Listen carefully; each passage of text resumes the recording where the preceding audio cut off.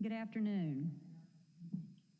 The Memphis Landmarks Commission is hereby called to order for its regularly scheduled meeting of December 18th, 2025. My name is Cindy Grivich Tucker, and I'm the chair of the commission. Mr. Brett Ragsdale serves as the executive secretary of the commission. Mr. Ragsdale, may I get a roll call? Yes, Madam Chair. Mr. Gill? Here. Ms. Rainwater? Here. Mr. Walker? Here. Vice Chair Doss? Present. And Chair Tucker. Here. We have a quorum. Thank you. The Memphis Landmarks Commission and the local historic district provisions are established to ensure preservation of structures that are of historic value to Memphis.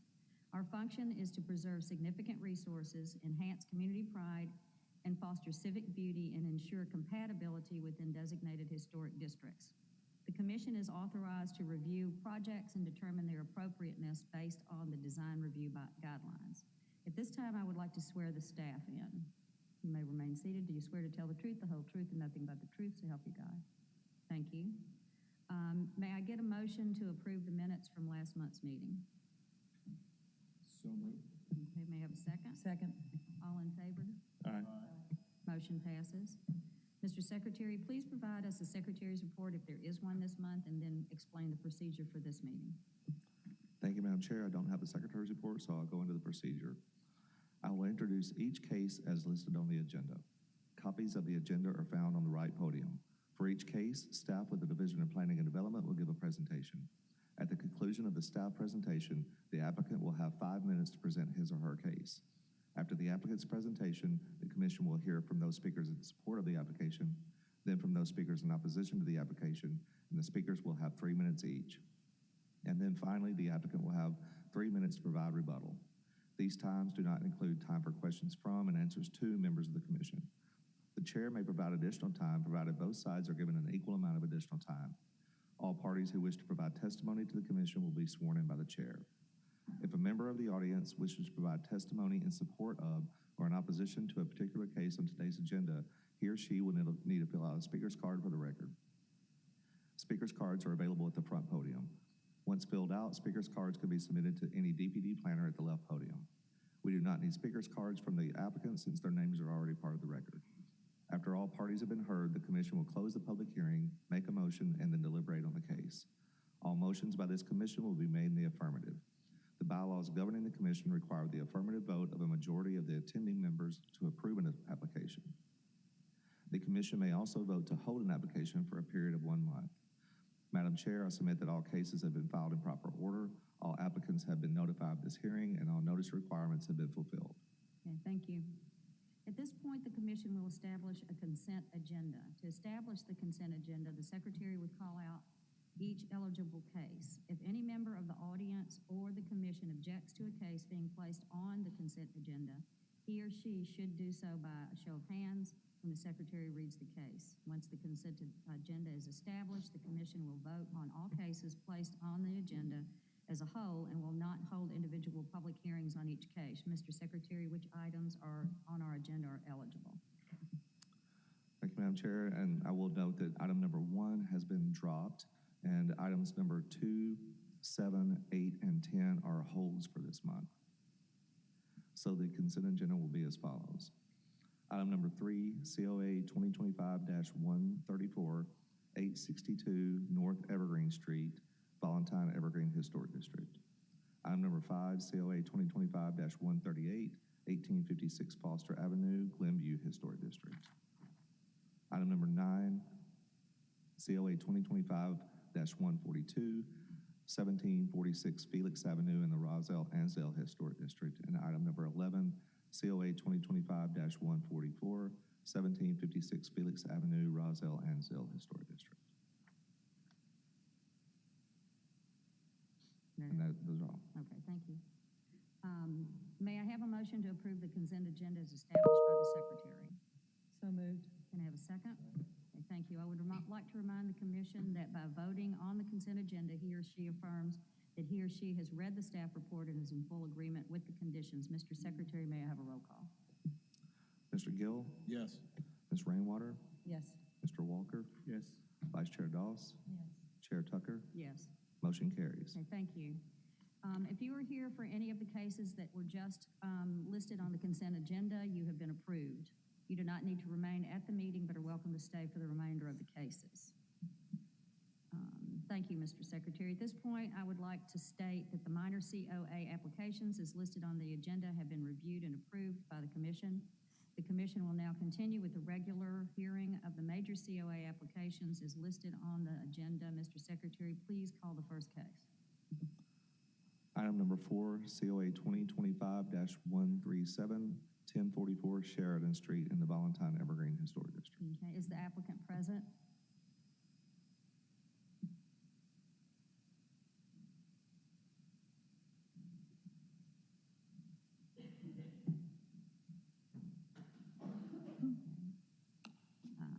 Can you state your name and address, please? Matthew Holland, 3743 Otter Cove.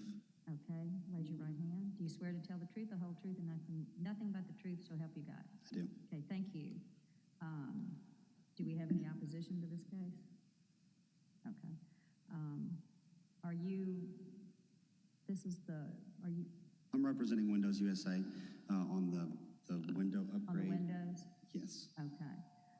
Do you want to see the presentation?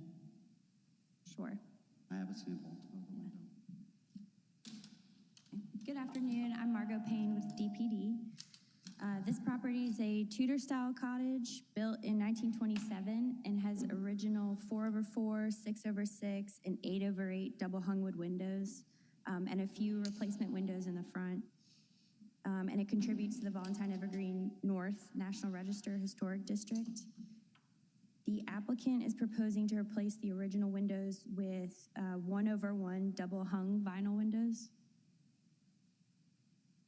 The replacement windows are custom fit to the original openings, but the guidelines require the grid patterns to match the original using true divided lights, and all muntins or grids must be exterior and three-dimensional.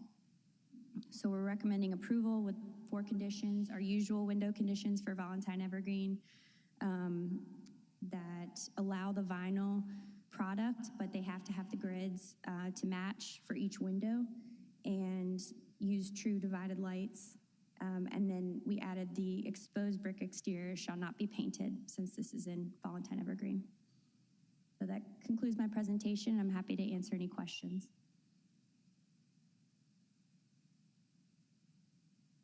Do you have any questions for staff? Okay. Did you want to? Well, I'm just asking for your consideration. I don't think that the customer necessarily cares whether or not the windows are clear view or if they go back with the 6/6. So I have a sample of the window, and it's got the grid pattern on top and the clear view on the bottom. So we could go back with the clear view. Have you ever heard of a 50-footer window? Okay. Has anybody ever heard of a 50-footer window? We can't quite hear what you're saying. I think if you could. You go close to the mic. Has anybody ever heard of a 50-footer window? There's no such thing as a 50-footer window, but from 50 feet away, you really can't tell whether or not the grid is on the inside or the outside. So the address right now, they have three replacement windows that have the grids in between the glass. So this would it would make it a more uniform look.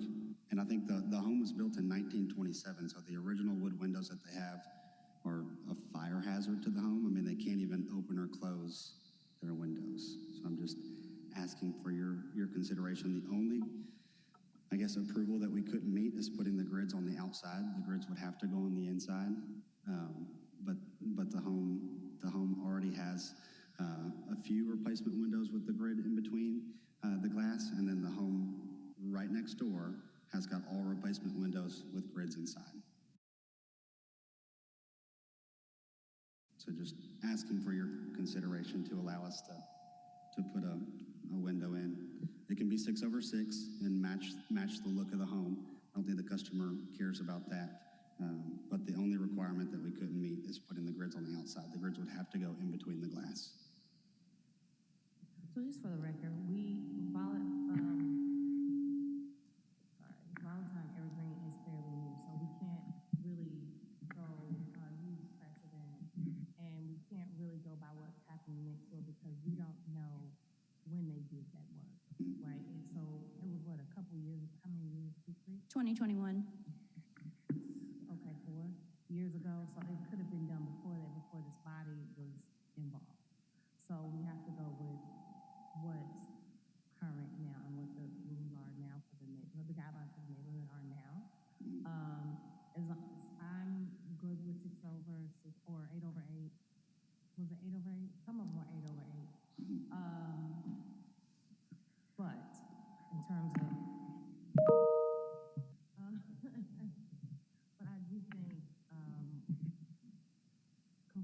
with the grid is important, but I'll go with the majority.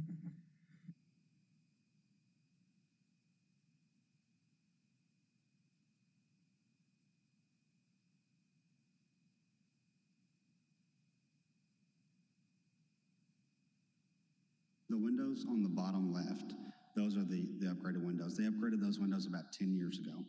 So the three on the bottom left are all upgraded, and then there's 11 remaining windows, a few on the sides, a few on the back, and that one window upstairs is the original wood window. But the set of three on the bottom have the grids in between the glass.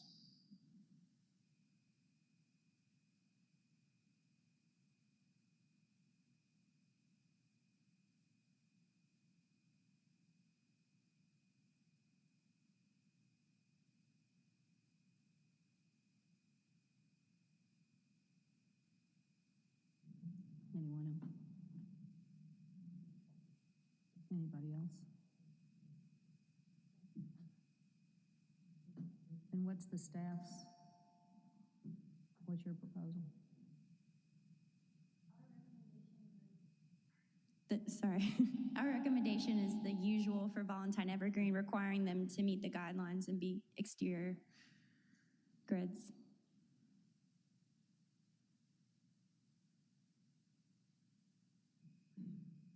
Okay.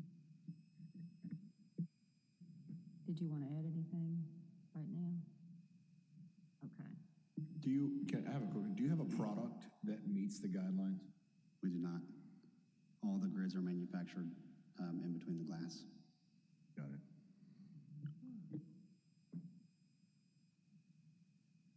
Anyone else? Okay, so at this time, we're going to close the public discussion. So I'd like a proposal on the motion and the positive. Sure. Motion to approve item number 4, COA 2025-137, 1044 Sheridan Street, Valentine Evergreen Historic District. Okay, thank you. Second. Discussion? It's hard not to support planning and their recommendations, which follow the guidelines. Yeah, I agree. Yeah. No, I agree. I mean, it is what it is. Okay, so shall we go for a vote?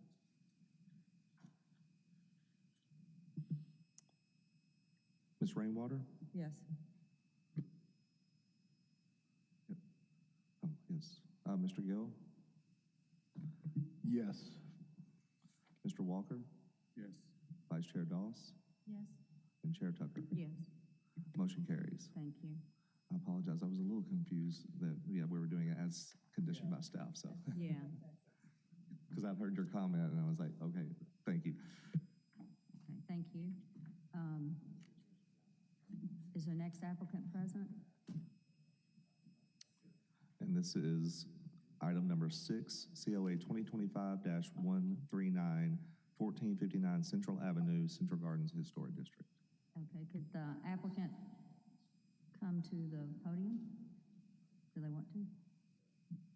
Nobody here? Okay.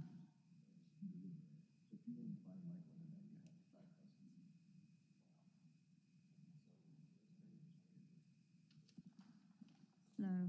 Hello. Can you state your name and address? Yeah, Ezra Elam, and I'm the owner's architect representative for 1459 Central Avenue, Okay, and this is the owner.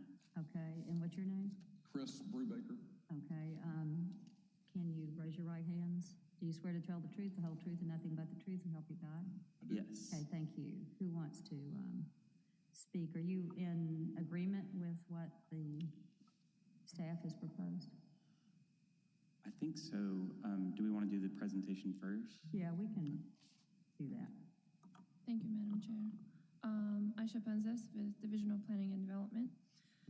The item before you is for exterior alterations and site improvements at 1459 Central Avenue in Central Gardens Historic District.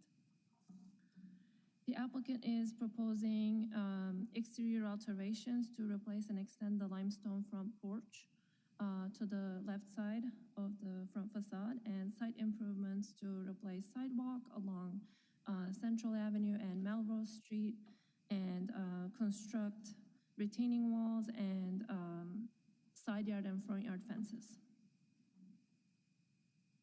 So here are the existing conditions of the property. As you can see, we have a partial retaining wall at the corner of Central and Melrose. We also have an existing side yard fence along Melrose. Here you can see it with the gate and columns. So the applicant is proposing to enclose the front yard of the structure with a 6 feet tall front yard fence, which structurally matches the existing side yard fence that we saw previously. Some repair and replacement for the sidewalks, front walk, and an extension of the front porch to the left. Here's the front yard detail. As you can see, the proposed front yard fence is about 7 feet setback from the sidewalk, and it's tying into the existing side yard fences at the corner of the house, and we have a retaining wall along Melrose Street, and then 6 feet tall fence. Here's the side yard detail along the Melrose. This portion is the existing side yard fence. Applicant is proposing to continue that side yard fence with retaining wall along Melrose Street. Here's the view from Melrose, proposed view. And this is the proposed front porch floor plan. Here is the extension of the front porch to the side, right in front of the sunroom. And no roof covering is being proposed for that portion, so it's going to be more like a terrace, which is going to be tying into the existing front porch. Here is the front facade details. Applicant is proposing to extend the front porch and then have the same balusters that we have existing at the front porch for the new terrace. So based on the design guidelines, Central Gardens does not really approve front yard fencing unless the property is a steady size and the visual characteristics of the front yard fence is compatible with existing characteristics of the neighborhood. The visual character of the proposed fence is historically appropriate because it's an iron fence. It's transparent in quality, and we usually see similar front yard fences in Central Gardens. The material is appropriate as well, but the height they are proposing is 6 feet tall, with the exception of larger lots. Central Gardens only allow 3.5 feet tall front yard fences. The other site improvements are appropriate based on the material, location of the deck, the proposed terrace, and other site improvements such as replacement of the walkway is found appropriate. So we are recommending approval with 6 conditions, and I think the only condition that the applicant is not agreeing with is number 3, which states all front yard fences and gates shall be maximum 42 inches in height, and all side yard fences that are located behind the front wall shall be consistent with the plans provided to match the existing side yard fence. So that concludes my staff presentation. I would be happy to answer any questions. What's the lot size overall? The lot is, I think, a little over 18,000 square feet. which I agree that might constitute as an estate-sized lot compared to the other residential lots in the neighborhood. Brett, what's the cutoff for estate size? Is it 20,000? There's actually no real description of what an estate size would be.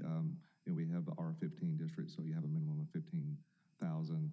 We have the RE district, which is estate size, but a lot of those are out in the county and they're really large. So I think that, if we were looking at this, we might consider it an estate. I will say that one slight difference in this one is there's some depth to the property that gives some of the square footage. So, I think we're supportive of it being, a front yard fence being allowed with the size of the lot. It's just the details of it, how high, because of, there's one catty corner to this.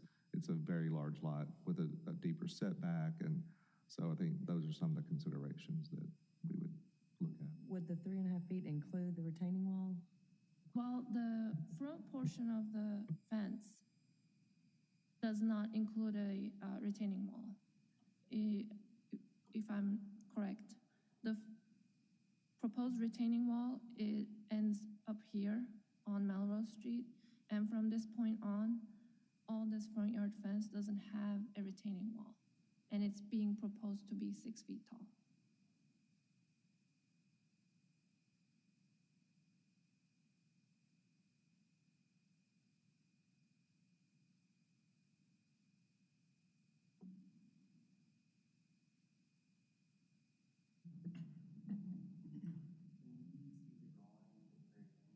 Drawing from Central Avenue, showing the height of the fence in relationship to the overall size of the house. There it is. So this is something we just wanted to point out, that the scale of the house, it's, 3-story house, it's over 40 feet tall, and with the 6-foot tall fence, it just seems appropriate for the scale of the house. And then also, there is some context to consider, across the street, diagonally across the corner, there is an existing property that has a 6-foot tall wrought iron fence in their front yard. And so I went over there and measured the height of the existing fence, and it's right at 6 feet. And so that's diagonally across the street. And the fence in the front yard that we're proposing would match in style and height to an existing fence that's already at the house. So on the east side of the house and on the Melrose side of the house around the corner, that fence is right at 6 feet. So we're going to continue that. I was going to ask that. So the west fence, it matches the height of the west fence. Yes. Got it. And then in the top right corner, that's something that we, through our research, we saw in the historic design guidelines from Central Gardens. It gives you an example of like a house that would be considered an estate-sized lot on the bottom. And I think it has a lot to do with like the presence and the scale of the house and not so much about the size of the lot. And so this house is on the corner of a busy street, and it's a big prominent house in scale with it's a very nice house with a green tile roof. And another thing to consider is that the owner is putting a lot of money into like some exterior maintenance. It's going to make it really nice. So he's already taken the roof off and replaced it, years ago with a real tile roof. Well, not replaced, he actually took the roof off and put it back on. And then we have some maintenance work that we're actually doing right now that includes gutters, that he's replacing the gutters that need to be replaced with real copper, repairing soffits and fascias, painting, and then the front porch that we're trying to get approved right now, he's replacing the pieces of limestone on the front porch that need to be replaced with real limestone. So that's just an example of the kind of work that he's interested in doing to restore the house to its like original glory. Don't have any questions for the architect? Could I add? Yes, sir. Come on in. Thank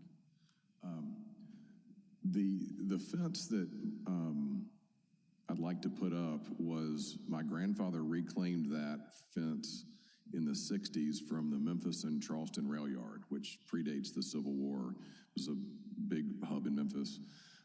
It was originally built on an incline. He had a man come and rework it, and it's it's actually cast steel, so each section weighs like 150, 200 pounds. They're hard to move. And the fence that you see on the west side on Melrose, so we went through this in 07 or 08 when I first started. I had some applications, and this the Landmarks Committee actually approved a fence, this same fence, all the way around.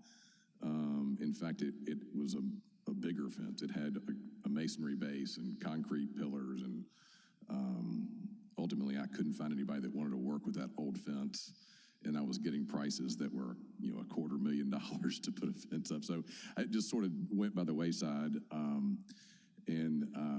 But I'm doing a bunch of work. Ezra said it, we're painting. We're going to paint. We're also trying to remove the paint and bring back the existing brick structure, brick color. It's a really cool, like gray with a little bit of pink almost in it, really small bricks. So the idea would be to just sort of restore that. It was painted before I bought the house. I'm a block off of Lamar. We're the corner of Central Gardens. I'd even be happy to put up a Central Garden sign if that would be helpful. If that would look really nice. But I've got my daughter we've had a little bit of crime issue around, and she is somewhat concerned about safety. So anyway, this just seems like a good solution, and there's what I think is an architecturally significant fence. What's down the Melrose side was built to match this fence, so that if we ever were able to use the actual Memphis and Charleston rail fence, that they would mesh together.